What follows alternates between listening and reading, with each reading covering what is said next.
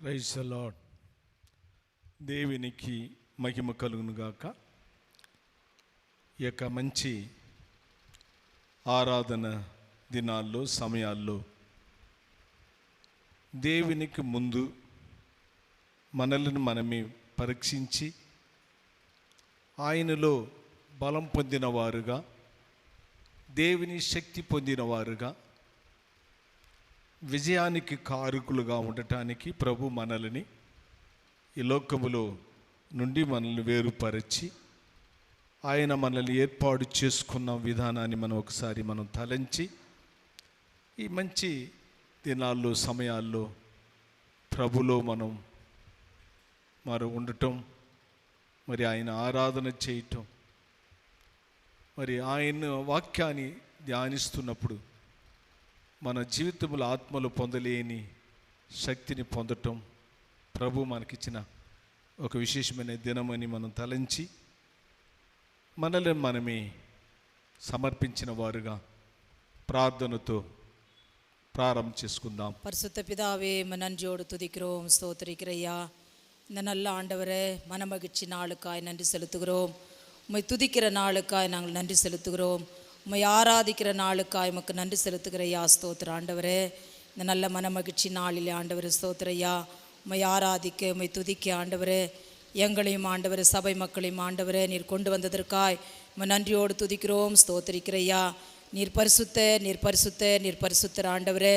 ஐயா, நாங்களும் ஆண்டவரை உம்மை பரிசுத்தமாய் ஆராதிக்க இந்த நாளிலே ஆண்டவரே ஸ்தோத்திரையா. நீரப்பா ஸ்தோத்திரையா, நீர் கொண்டு வந்தபடியால் உம்மை நன்றியோடு துதிக்கிறோம், ஸ்தோத்திரிக்கிறையா. நீர் ஜீவனுள்ளவர், நீர் ஜீவிக்கிறவதற்காய் நன்றி. விசேஷமாய் ஆண்டவரே, இந்த நாளில் அப்பா ஆராதனை நீர் பொறுப்பெடுத்து நடத்தும்படியாய் கெஞ்சிரப்பா ஸ்தோத்திரிக்கிறோம். ஆண்டவரே, 6 மாதமாய் என் தேவனாய் கர்த்தர் ஆண்டவரே நீர் எங்களை கண்மணி போல பாதுகாத்து பத்திரப்படுத்தி இந்த நாளில் ஆண்டவரே ஸ்தோத்திரையா எங்களையும் ஆண்டவரே ஐயா ஜீவனோடு கூட ஆண்டவர் சபை மக்களை நீர் கொண்டு வந்ததற்காக நன்றியோடு துதிக்கிறோம், ஸ்தோத்திரிக்கிற ஆண்டவரே. இந்த நாளில் அப்பா ஸ்தோத்திர ஆண்டவரே, சபையை பரிசுத்தப்படுத்துங்கள், நாளை ஆண்டவரே நான் அற்புதத்தை செய்வேன் என்று சொன்னவரே ஸ்தோத்திரையா. நாங்களும் உம்மை பரிசுத்தமாய் ஆராதித்து உம்மை துதித்து பாடி ஆண்டவரே உடைய ஆசீர்வாதங்களை பெற்றுக்கொள்ள எங்களை நீ தகுதிப்படுத்தும்படியாய் கெஞ்சரையா ஸ்தோத்திரிக்கிறோம். மீதியான நேரத்தை நீர் பொறுப்பெடுத்துக் கொள்ளும். தேவ செய்தி எங்களுக்கு ஆசீர்வதித்து தாரும் ஆண்டவரே ஸ்தோத்திரையா. நீர் எங்களோடு கூட நீர் பேசும் ஐயா. உம்முடைய வார்த்தையினால் எங்களை ஆண்டவரே சுத்திகரித்து, உம்முடைய வார்த்தையினால் எங்களை தைரியப்படுத்தி ஆண்டவரே உம்முடைய விசுவாசத்திலே நம்பிக்கையிலே நாங்கள் கடந்து போக எங்களுக்கு வேண்டிய கிருபை தாரும். இயேசுவே ஸ்தோத்திரிக்கிறோம். விசேஷமாக இந்த நாளிலே உம்முடைய பந்தியிலே பங்கு பெறுகிறதானே எங்கள் ஒவ்வொருவரையும் கூட ஆண்டவரே ஸ்தோத்திரையா நீர் பரிசுத்தப்படுத்தி அதில் பங்கு பெற்ற ஆண்டவரே உம்முடைய ராஜ்யத்துக்காக எங்களை ஆயத்தப்படுத்தும்படியாய் கெஞ்சரையா ஸ்தோத்திரிக்கிறோம். வந்த எங்கள் ஒவ்வொருவரையும் கூட ஆசீர்வதித்து அனுப்பும், பெரிய காரியங்களை செய்யும். துதி கன மகிமையெல்லாம் நமக்கு மாத்திரம் செலுத்துகிறோம். இயேசுவின் நாமத்திலே கேட்கிற நல்ல பிதாவே, ஆமீன். ఒక పాట పాడుకుందాం. సదాకాలం నీతో నేను జీవించెదను యేసయ్యా.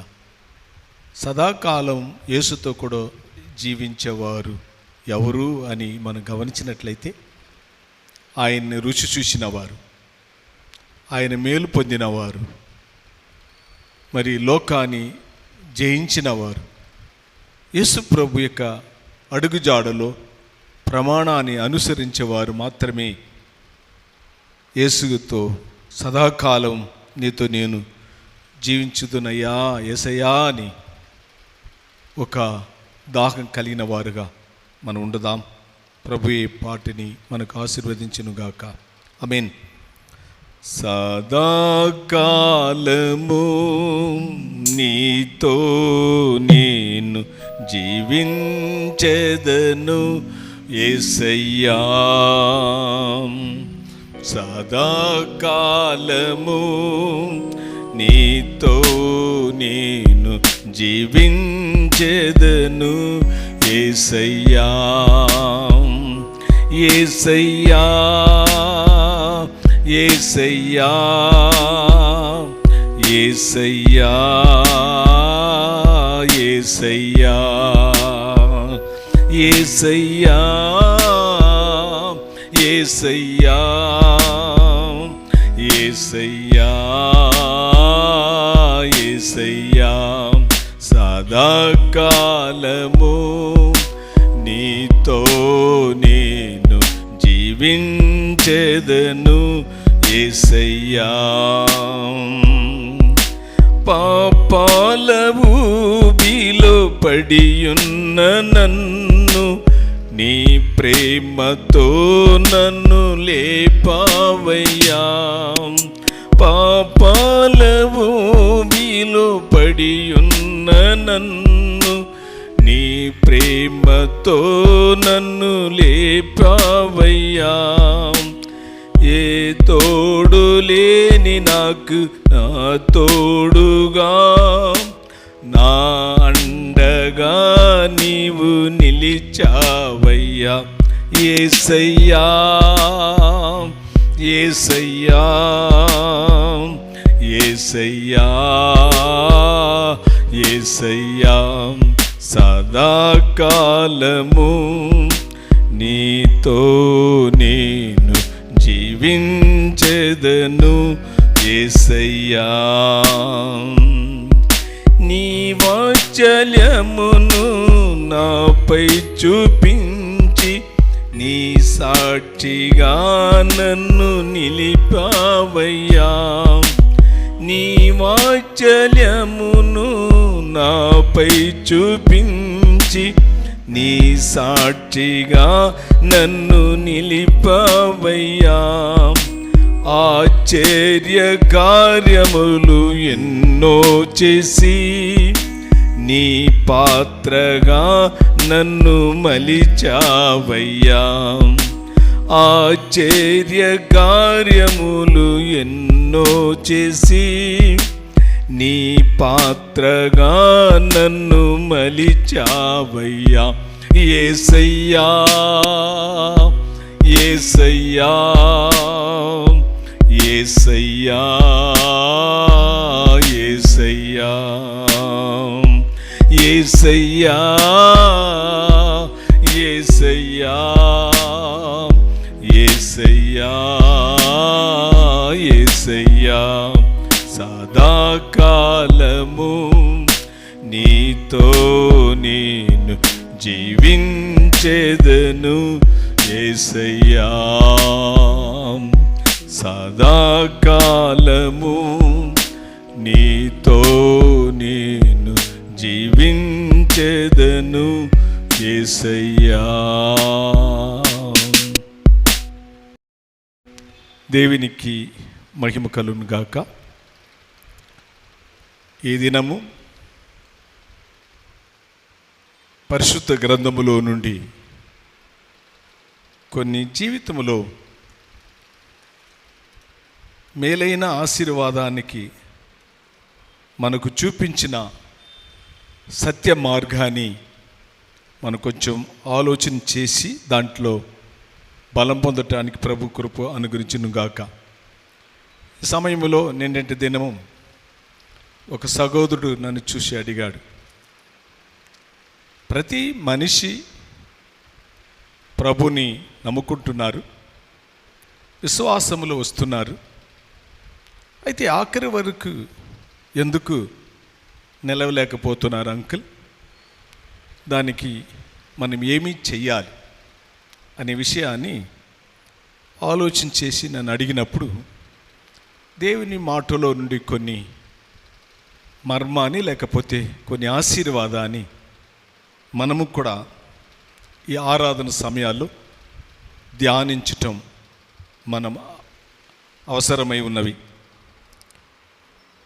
శ్రమల్లో కష్టకాలాల్లో దేవుణ్ణి నమ్ముకున్న వారికి, స్థిరంగా నిలబడిన వారికి, మరి అటు ఇటు కదలక ఒకే విధంగా దేవుని ఎడల ఒక గొప్ప ధైర్యం కలిగి జీవించిన వారిని యేసు ప్రభు మరి చేయి విడిచినట్లుగా ఎక్కడ కూడా లేదు అని నేను చెప్పగలను. దేవునికి మహిమ కలుగును గాక. ఆ విషయంలో అపోస్తలుడైన పౌలు గారు చాలా వివరంగా 2 కొరింథీ 4వ అధ్యాయము 16వ వాక్యం, 17, 18 ఈ 3 వాక్యాల్లో మనం ఉండే రహస్యాన్ని మనం ఒకసారి గమనించినట్లయితే ఇక్కడ వాక్యం ఏమి చెప్పబడుతుంది అని చూసినట్లయితే ఒకసారి చదువుదామా, ఆ మాట చదువుదామా. ప్రైజ్ లార్డ్, దేవునికి మహిమ కలుగును గాక. సరే, ఇక్కడ మనం చూసినట్లయితే అంతరంగ పురుషుడు అని దినదినము బలం పొందుట వలన, వారు అంతరంగ పురుషుడు జీవితములో బలం పొందుట వలన వారు వెనకాడరు. ఎందుకంటే అంతరంగ పురుషుడులో బలం పొందిన వారు, లేకపోతే శక్తి పొందిన వారు జీవిత కాలములో నా దేవుడు నన్ను చేయి విడవుడు అని ఆత్మీయంగా జీవితంలో స్థిరపరచబడిన వారుగా నిలబడతారు. అంటే చూడలేని ఆశీర్వాదాన్ని, చూడలేని మేలుని పొందటానికి నా దేవుడు ప్రతి విశ్వాసి మన జీవితంలో పై చూపు కంటే అంతరంగమైన జీవితము మనలో స్థిరపరచబడినప్పుడు, అక్కడ వాక్యం అలాగని చెప్తుంది, వాడు నూతన పరచబడట వలన, అంతరంగ పురుషుడు తన జీవితంలో నూతన పరచబడటం వలన వారు జీవితంలో ఏముంటున్నారంటే చూడలేని మేలైన విజయాన్ని పొందగలరు అని అక్కడ వాక్యం చెప్పటం మనం గమనిస్తున్నాం. అక్కడ మనం చూసినట్లయితే 18వ వాక్యం ఆఖరిలో, తెలుగులో కొంచెం మార్పు ఉంది, కానీ ఆ 18వ వాక్యాన్ని ఒకసారి మనం చూసినట్లయితే మనం ఏదైతే బయట కార్యం మనం చూస్తున్నామో అవి అన్నిటిని కూడా నశించిపోతుంది. అయితే చూడలేని కార్యం అది ఎప్పుడు కూడా నశించిపోక ప్రతి మనిషి జీవితంలో ఆశీర్వాదాన్ని కలుగుతుంది అని అక్కడ మనం గమనిస్తున్నాం. దేవునికి మహిమ కలుగును గాక. అలాగైతే మనము పై చూపుకు బయట కనిపించేవారుగా, భక్తి కలిగిన వారుగా మనం ఉండినప్పుడు, దేవునిలో స్థిరం లేక ఉన్నప్పుడు మనం అనేక విధాలుగా మనం మేలుని పోగొట్టుకునే వారుగా ఉంటున్నాం. దానికి వాక్యములో యోహాను సువార్త 21వ అధ్యాయములో పేతురు యేసు ప్రభుతో కూడా నడిచినవాడు విశ్వాసములో. ఎవరు బొంకినా నేను మాత్రం బొంకను, ఎవరు మరి నిన్ను ఏం చేసినా నేను మాత్రం ప్రభువా నేను నిన్ను విడవను అని చెప్పిన మనిషి యేసు ప్రభు మరణించిన తర్వాత తన జీవితంలో మరి యేసు ప్రభుని చెప్పిన మాటలను మరచి తన జీవితం పైన ఆధారపడి చేపలు పట్టడానికి వెళ్ళినప్పుడు తన రాత్రి అంతా కూడా ప్రయాసపడిన ఆ ప్రయాసం దేవుడు లేక, ప్రభు లేక, రక్షకుడు లేకపోతే ఆయన చెప్పిన మాటను అనుసరించక జీవించిన పేదరు యొక్క జీవితంలో రాత్రి అంతా ప్రయాసపడిన ఆ స్వయ బుద్ధి మీద ఆధారపడి జీవించిన పేదరు యొక్క జీవితంలో మనం గమనించినట్లయితే ప్రయోజనం లేక రాత్రి అంతా ప్రయాసపడి ఏమీ కూడా పొందలేని పరిస్థితిలో ఉండటం యోహాను సువార్త 21వ అధ్యాయంలో మనం గమనిస్తున్నాం. అవును, దేవుడు ఎప్పుడైతే ప్రతి మనిషిని ఏర్పాటు చేసుకున్నారో వారిని నా దేవుడు చేవిడవుడు. కాబట్టి ఒకవేళ శ్రమలను చూసో, లేకపోతే కష్టాలను చూసో, లేకపోతే శోధనలు చూసి మనం ప్రతి మనిషి భయపడకూడదు అని దేవుని వాక్యం మనకు చాలా వివరంగా చెప్పటం మనం గమనిస్తున్నాం. రోమాపత్రిక 8వ అధ్యాయము 18వ వాక్యములో మనం చూసినట్లయితే ఇక లోక సంబంధమైన శ్రమలు, కష్టాలు ఇని రాబోతున్న మరి మహిమకు లేకపోతే మేలుకు అది ఏమిటంటే దానికి చాటి అనేది లేదు అన్నాడు. అంటే ఏమిటంటే ఈ లోకములో మనకు ఒకవేళ దేవుని బిడ్డలు నమ్ముకున్న వారికి శ్రమలు ఉన్నా ఈ లోక సంబంధమైన ప్రతి కార్యానికి అది ఏమీ కూడా చేయదు అని అక్కడ వాక్యం చెప్పటం మనం గమనిస్తున్నాం.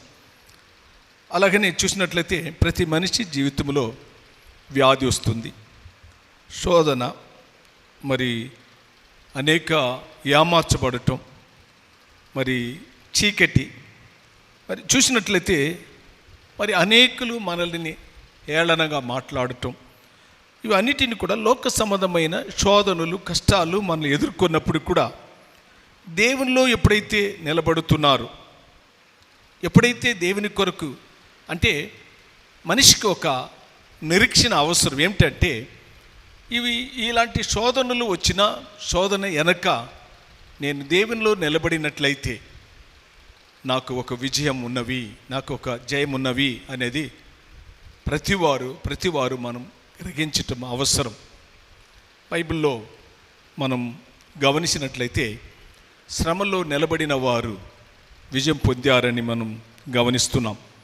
ఎవరు అని ఒకసారి లోతుగా ఆలోచన చేసినట్లయితే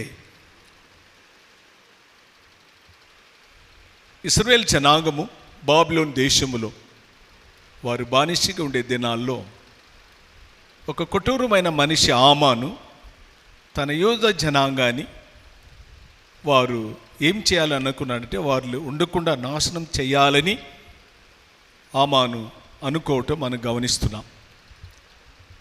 అది మనం వాక్యములో మనం లోతుగా ఆలోచన చేసినట్లయితే నిజంగా దానియేలు మరి ఆ యొక్క ఎస్తర్ పుస్తకములో 7వ అధ్యాయంలో మనకు వివరంగా చెప్పబట్టి మనం గమనిస్తున్నాం. దేవునికి మహిమ కలుగును గాక.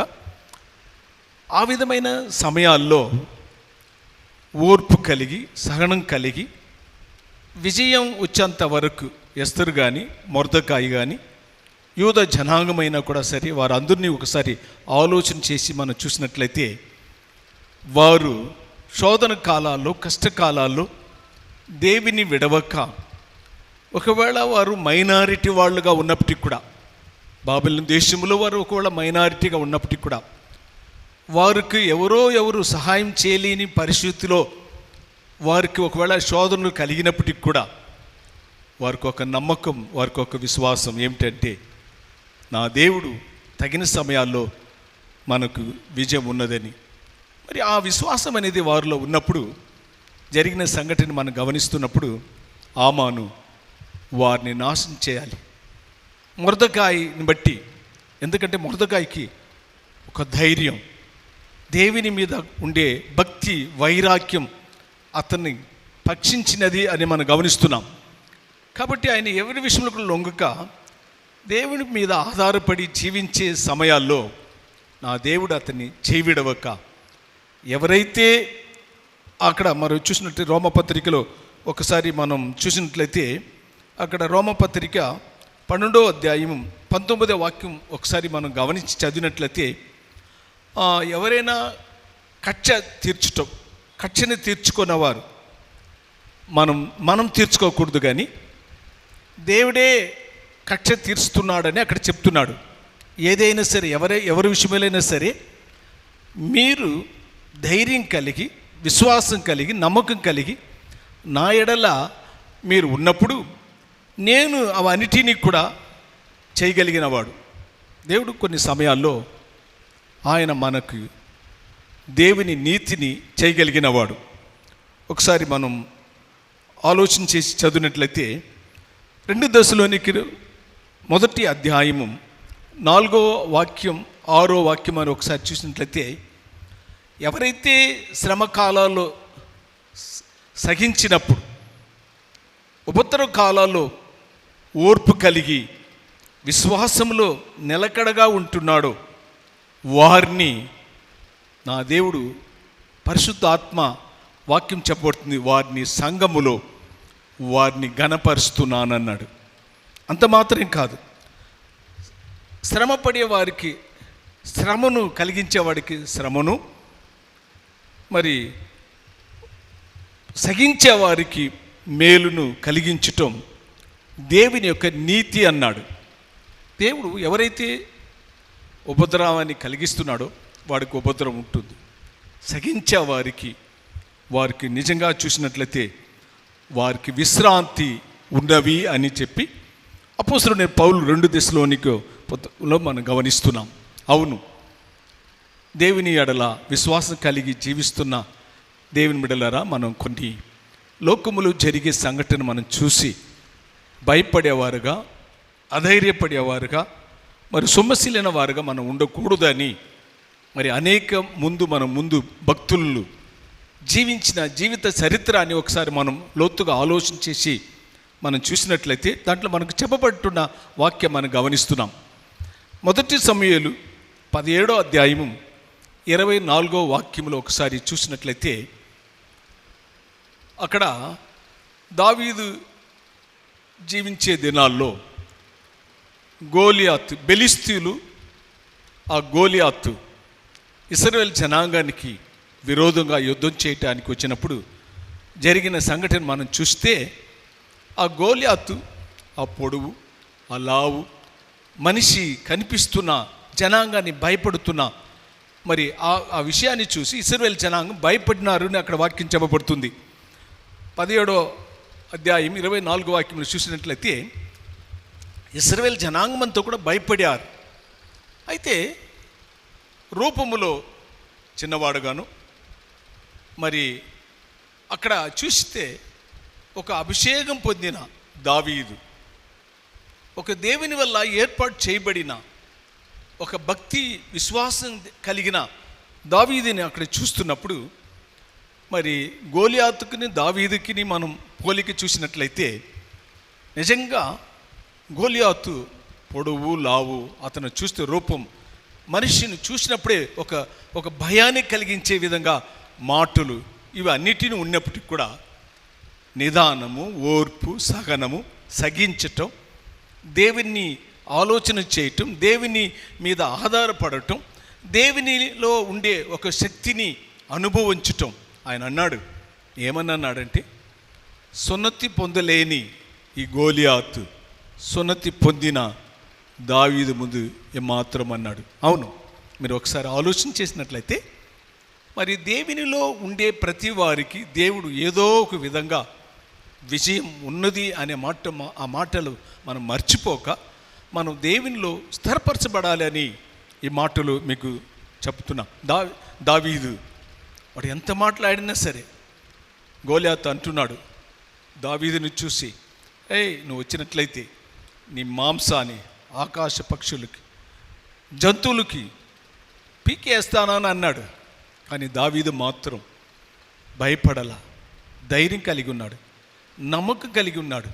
కాడు దేవుడు అతనికి జ్ఞానాన్ని ఇచ్చాడు, వివేకాన్ని ఇచ్చాడు, ధైర్యాన్ని ఇచ్చాడు, ఒక నిబ్రమైన మనసుని ఇచ్చాడు. ఇచ్చిన తర్వాత దేవుడు ఆ రాళ్ళుతో, ఒకే రాయితో అతను పడిపోవటం మనం గమనిస్తున్నాం.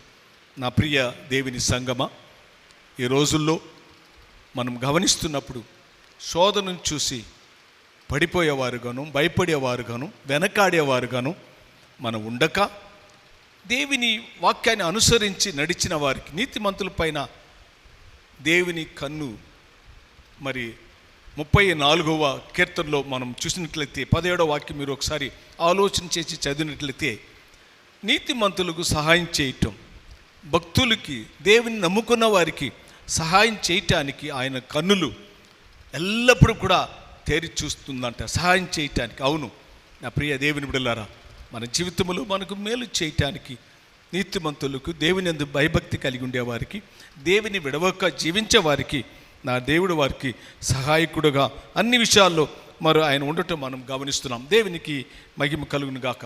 ఈ సమయంలో మనల్ని మనమే ఆలోచన చేసినట్లయితే ఒకవేళ అయ్యా అలాగున్నప్పుడు మనకు ఒకవేళ కష్టం అవసరమా, శోధన మనకు అవసరమా, అది రాకుండా ఉంటే మేలు కదా అని చెప్పి మనం ఒకవేళ ఆలోచన చేయవచ్చు. అయితే బైబిల్ మాత్రం మనం చూసినట్లయితే 1 దశలోనికి 3వ అధ్యాయం మరి 3-4 వాక్యం చూసినట్లయితే మరి మనము ఈ లోకములో చూసినట్లయితే ఈ ఉపద్రవాన్ని సహించటం దేవుడు మనకు నియమించిన ఒక ప్రమాణం అన్నాడు. ఎందుకంటే ఎవరైతే ఈ ఉపద్రవములో, శోధనలో నిలిచి ఉంటున్నారో మనం తెలుసుకోవాలి. లోకములో ఉపద్రవం ఉన్నా, కష్టాలు ఉన్నా ఇవి మనకు శాశ్వతం కాదు అనేది ప్రతి విశ్వాస జీవితంలో ఉండే ప్రతి విశ్వాసుల యొక్క ఒక నిరీక్షణ ఇవిగా మనం ఉండాలి. వాక్యం చదివినట్లయితే, ఆ మాటలో చదివినట్లయితే మనకు ఆయన అన్నాడు, పౌలు గారు చెప్తున్నప్పుడు ఆ మాటని అన్నాడు, మీకు ముందుగానే శ్రమలు ఉంటుంది అని ప్రతివారు గ్రహించాలి. శ్రమలు ఉన్నా శ్రమల్లో మనకు మేలు ఉన్నవి అనేది మనం మర్చిపోలేని ఒక గొప్ప సంగతిని మనం జ్ఞాపకం చేసుకోవాలి. దేవునికి మహిమ కలుగును గాక. దేవుని బిడ్డల యొక్క జీవితంలో నీతిమంతులకి దేని మీద విశ్వాసం ఉంది అంటే శ్రమ కాలాల్లో దేవుని ఎడల సంతోషపరచటం. నీతిమంతులు తన నమ్మకములో ఎల్లప్పుడూ కూడా సంతోషంగా ఉండుదురు అని సామెతలు 10:28 చెప్పటం మనం గమనిస్తున్నాం. అవును, ఒకవేళ ఇలాంటి కార్యం మాట్లాడుతున్నప్పుడు ప్రతి వారు అనుకోవచ్చు, నిజమేనా ఇలాంటి శోధనలో కూడా ఎవరు నిలబడగలరు అని ఒకవేళ మనం అనుకున్నట్లయితే నిలబడే వారికి మేలు ఉన్నవి అనేది మాత్రం మనం మరవకూడదు. వాక్యంలో ఒకసారి ఒక మాటని జ్ఞాపకం చేసి నేను ముగిస్తున్నాను. దానియేలు 6:24 వాక్యములో మనం గమనించినట్లయితే దానియేలు మీద ఎవరు నింద వేసి దానియేలుని మరి పడిపోయే విధంగా తన విశ్వాసములో ప్రార్థనలో పడిపోయే విధంగా తనకు విరోధంగా ఎవరైతే లేచి రాజుకు చెప్పారో వారిని మీరు ఒకసారి దానియేలు 6:24 వాక్యం ఒకసారి చూసినట్లయితే ఎవరైతే దావీదు మీద నేరం మోశారో వారి కుటుంబము నశించిపోయినారు, వారే ఆ సింహము గుండులో మరణించినారని వాక్యం చెప్పబడుతుంది. అవును, నా దేవుడు దయ కలిగినవాడు, ప్రేమ చూపించేవాడు. అంత మాత్రమే కాదు, ఆయన నిజంగా దేవునికి విరోధంగా లేదు తన ప్రజలకు విరోధంగా వచ్చేవారికి కూడా యుద్ధం నేను చేస్తున్నాను, నేను నా బిడ్డల్ని కాపాడుతున్నానని దేవుడు వాగ్దానం చేయబడి ఉన్నది. కాబట్టి ఈ దినాల్లో మనం దేవుని ఎడల మనం ఆదుకొని ఆయన ప్రార్థన చేసి ఒక నమ్మకం కలిగి ధైర్యం కలిగి జీవించినప్పుడు ఈ లోక సంబంధమైన ప్రతి కార్యాలు మార్చి మరుగా ఉన్న మేలైన ఆశీర్వాదాలు మనకు తప్పకుండా మన ప్రభు ఇస్తున్నాడని మనం ఆ విధమైన అనుభవంతో వెళదాం. ప్రభువే ఈ మాటను మనకు దీవించునుగాక. ఆమేన్, ఆమేన్, ఆమేన్. ప్రార్థన చేసుకుందాం. మహాపరిశుద్ధుడా, స్తుతుల మధ్యలో నివాసం చేస్తున్న మా తండ్రి, నీ నామములో ఈ దినాల్లో మేము శోధన కాలాల్లో ఉన్నప్పుడు మీరు మాకు ఆదరణగాను, మాకు ఆలోచనకర్తగాను, మాకు ధైర్యాన్ని కలిగించే నీ పవిత్రమైన మాటల ద్వారా మాకు మీరు బోధిస్తున్న విధానాన్ని బట్టి నీకు వందనాలు, స్తుతి, స్తోత్రాలు ప్రభువా. అవునయ్యా, ఎవరెవరైతే అనేక విధమైన శోధనలు, కష్టాలు, ఇబ్బందులు, ఇరుకులు మరి నిలబడలేని జీవితంలో ఉన్నారు, వారందరినీ కూడా ఓదార్చి ధైర్యపరిచి నీ నామములో తండ్రి నీకు స్తోత్రం ఆదరించబడే విధంగా తన బిడలు నీ అందులో నిలకడ ఉండటానికి మీరు సహాయం చేయమని, అపవాదిని జయించిన వారుగా మమ్మల్ని మీరు ఆ విధంగా నడిపించమని, విశేషంగా మా దేశం కొరకు, మా పట్టణాల కొరకు, మా విశ్వాస జీవితములు జీవిస్తున్న ప్రతి విశ్వాస కుటుంబాల కొరకు కూడా ప్రార్థన చేస్తున్నాం. అందరినీ దీవించుము, ఆశీర్వదించు. సమస్త ఘనత మహిమ చెల్లిస్తూ యేసయ్య నామంలో అడుగుతున్నాం తండ్రి, ఆమేన్. నా ప్రాణమా యెహోవాను సన్నిధించుము, నా అంతరంగంలో ఉన్న సమస్తమైన పరిశుద్ధ నామాను సన్నిధించుము. నా ప్రాణమా యెహోవాను సన్నిధించుము అని చేసిన ఉపకారములు దేనిని మరవకము. ఆమేన్. మన తండ్రి అయిన దేవుని యొక్క ప్రేమ, కుమారుడైన యేసుక్రీస్తు యొక్క కృప, పరిశుద్ధాత్మిక సన్నిధి తోడు మరి వాక్యం విని శ్వాసములు నిలకడగున్న తన బిడలతో ఎల్లప్పుడూ తోడు ఉండి నడిపించునుగాక. ఆమేన్, ఆమేన్.